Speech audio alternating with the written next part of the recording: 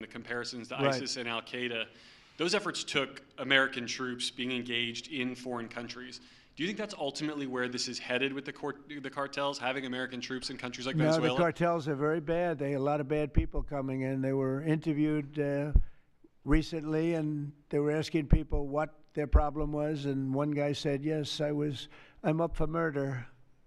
Didn't know what he was saying, obviously. You know, I'm sure his lawyer was not thrilled with his statement, but no, they're rough people coming into those cartels. Those cartels are rough.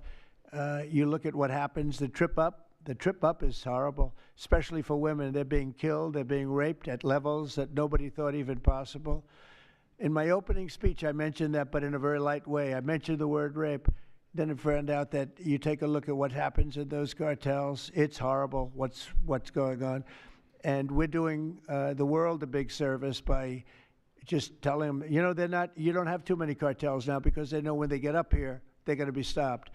Under Biden, they were just flowing into the country.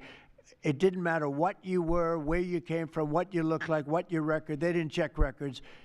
Millions of people came into this country that should not be in our country right now. We've gotten a lot of them out. It's the single biggest problem that we were given. Inflation, I've already taken care of. Economically, the country is the strongest it's ever been. Thank God for tariffs. If we didn't have tariffs, we'd be a third world nation.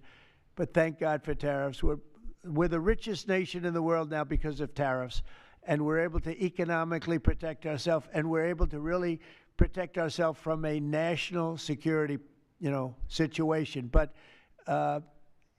we have cartels that, somebody came up with the word cartel. I won't tell you who that person was, but you got a lot of bad people in the cartels. And you could look at a country like Mexico, and I really respect the president. I really respect a lot of the people over there, but a lot of the leadership. But